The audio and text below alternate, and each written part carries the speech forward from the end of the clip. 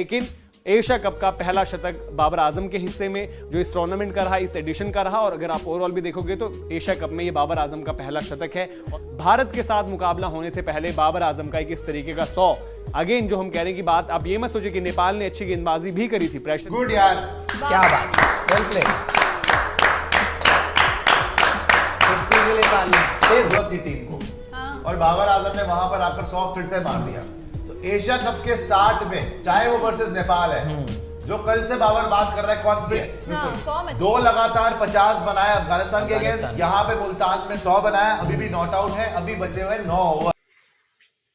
मुकाबले में किसी खिलाड़ी के सबसे ज्यादा चांसेस हैं एक बड़ी इनिंग्स खेलने का, तो नाम बाबर आजम ही होते। लेकिन भले ही नेपाल सामने थी, लेकिन प्रेशर लगाया था नेपाल की टीम ने, और शुरुआत में 25 रन पर 2 आउट थे। इमाम उल हक रनआउट हो गए थे, फकर जमान उससे पहले रनआउट हो गए थे, और एक लड़खड़ाती पारी को पहले संभाला। और अगर आप देखेंगे पहले 50 रन तो तकरीबन 72 गेंदों पर आए थे, बट उसके बाद पेस अच्छी करी, जो हम लगातार बात भी करते हैं कि बाबर आजम अपने इनिंग्स को पेस बेहतर कर लेते हैं, जब कभी कभी वो इमाम के साथ उनका रेफरेंस भी हम कर रहे होते, तो यही बात करते हैं। तो एक अच्छी शुरुआत, और जो हम कहते हैं कि एशिया कप में ये बाबर आजम का पहला शतक है। और हम बार बार याद दिला रहे थे, जो पिछला एशिया कप और पिछला T20 वर्ल्ड कप रहा था, वहां पर पाकिस्तान टीम फाइनल तक तो गई थी, पर बाबर आजम के रन्स उस लिहाज से नहीं आए थे। अब यहां पर आप एक एशिया कप देख रहे हो, उसके बाद एक वर्ल्ड कप देख रहे हो, तो बाबर का उस लिहाज से शतक बहुत ज्यादा जरूरी है पाकिस्तान की तरफ से। ऐसा नहीं कि बाबर का जी रन उस तरीके से नहीं आ रहे थे, फॉर्म में नहीं थे, और हैरानगी ये हो रही थी कि अफगानिस्तान वाले मैचेस में इन्होंने 250 लगाए, उनमें से किसी को कन्वर्ट नहीं किया। तो यहां पर भारत के साथ मुकाबला होने से पहले बाबर आजम का एक इस तरीके का 100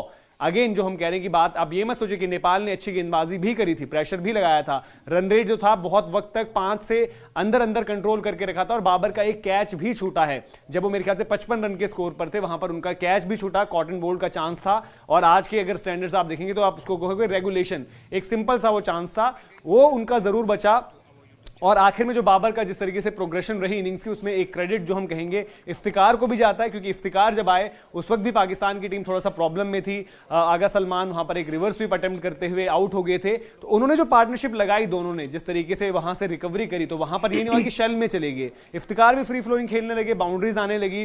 थोड़ा सा इस दौरान ये जरूर कहेंगे कि नेपाल की टीम हल्की जरूर पड़ गई, थोड़ा सा उन्होंने एक कुछ पार्ट टाइम ऑप्शंस भी ट्राई करे, फील्ड में भी लैप्सेस नजर आए आपको, जहां पर मिसफील्ड हुई, बाउंड्रीज गए। लेकिन एशिया कप का पहला शतक बाबर आजम के हिस्से में जो इस टूर्नामेंट का रहा, इस एडिशन का रहा, और अगर आप ओवरऑल भी देखोगे तो एशिया कप में ये बाबर आजम का पहला शतक है। और क्योंकि आपको अगला मुकाबला जो है भारत के साथ खेलना है, तो उस लिहाज से भी अहम हो जाता है कि आपको इस तरीके की स्टार्ट मिले। और अगर आप देखेंगे अब पाकिस्तान की तरफ से सबसे ज्यादा शतक तो सईद अनवर से अब सिर्फ और सिर्फ 1 शतक पीछे हैं बाबर आजम। सईद अनवर के 20 शतक हैं और बाबर आजम 19 शतकों पर खड़े हैं। और अगर आप यहां पर उनके मुकाबले या पारियां देखेंगे तो बहुत बड़ा फर्क है, ऑलमोस्ट डबल नंबर्स हैं अगर आप मैचेस या इनिंग्स देखोगे। तो इस लिहाज से बताता है कि बाबर आजम ने जिस कंसिस्टेंसी से रन्स बनाए हैं, सईद अनवर के 247 मुकाबले रहे थे टोटल, जो हम बात करें 20 शतक, 104वां मुकाबला है ये, मतलब 104th, 100 जो 4 मुकाबले रहे उसमें उनके ये 19 शतक पूरे हो गए हैं बाबर आजम के। तो बाबर आजम जिस पेस पर खेल रहे हैं, और अब यही है इंडिया मैच अगला है तो देखना होगा, और इंडिया के लिए भी यह है कि थोड़ा सा बाबर को अंडर चेक रखना पड़ेगा, क्योंकि पाकिस्तान की इनिंग्स कहीं ना कहीं देखिए लड़खड़ा रही थी, बट उन्होंने अभी पारी संभाली तो 42.1 ओवरों में 229 पर 4 हैं, प्रोजेक्टेड स्कोर 272 है। और यहां से क्योंकि जो लंबा सीजन हम कह रहे हैं कि मेगा इवेंट, बाबर को अपना जो स्टेचर है वो अगर ऊपर बढ़ाना है, ऊपर लेकर जाना है, तो इस तरीके की पारियां उनको और ज्यादा बड़ी टीम्स, अब इंडिया सामने आएगी, फिर उसके बाद वर्ल्ड कप में तमाम आपको दुनिया की मजबूत टीमें खेलनी है, तो यहां पर बड़ी जबरदस्त उनकी इनिंग्स रही, जहां पर नेपाल के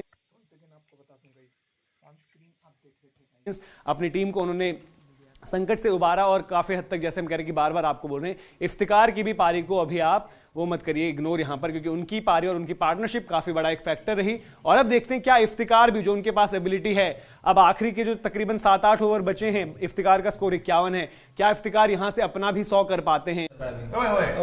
गुड यार, क्या बात, वेल प्ले, तेज है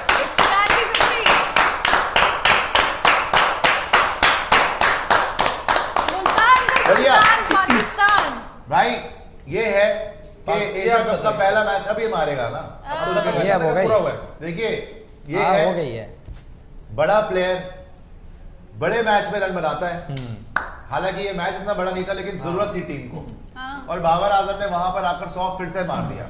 तो एशिया कप के स्टार्ट में चाहे वो वर्सेस नेपाल है, जो कल से बाबर बात कर रहा है कॉन्फिडेंस कॉन्फिडेंस कॉन्फिडेंस कॉन्फिडेंस, हम पे प्रेशर नहीं है, हम में कॉन्फिडेंस है, आज करके जरूर दिखाया। शुरू में स्लो था, बाद में इफ्तिखार ने आके तेज करा, बट साथ में जब विकेट्स गिर गई तो टेंशन थी, कैच जरूर ड्रॉप हुई, सबकी होती है, ऐसे कोई बड़ी बात नहीं है।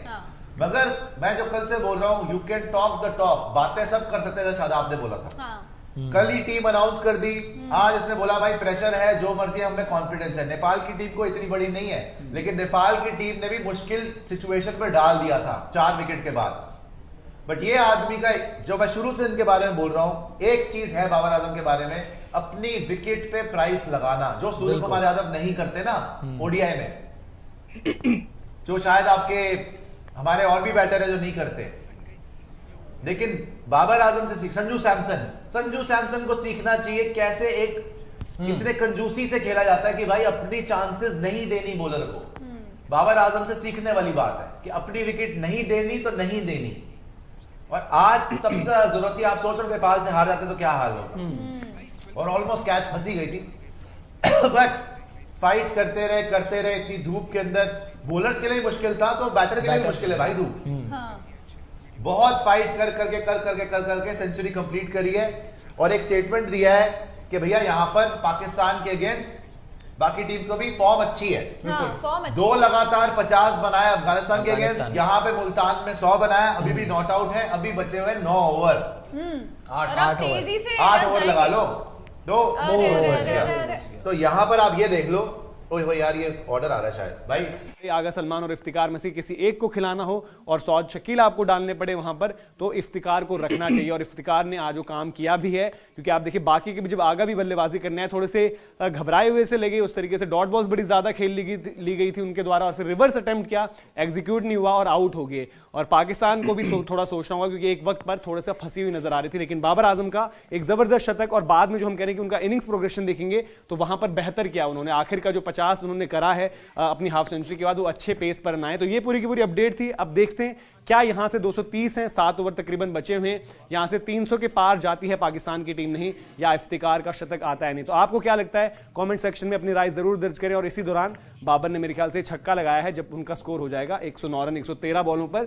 तो अभी इजाजत लेते हैं, इनिंग्स के बाद एक बार फिर से आपके साथ जुड़ेंगे। भी इधर उधर खेलता फिर रहा है, भागता फिर रहा है, बस यही लम्हात होते हैं जिनको बंदा एंजॉय करता है, और अपनी डिप्रेशन और जो अपने काम की एक बर्डन होती है, बंदा उसको इन चीज़ों के साथ ही ख़त्म करता है।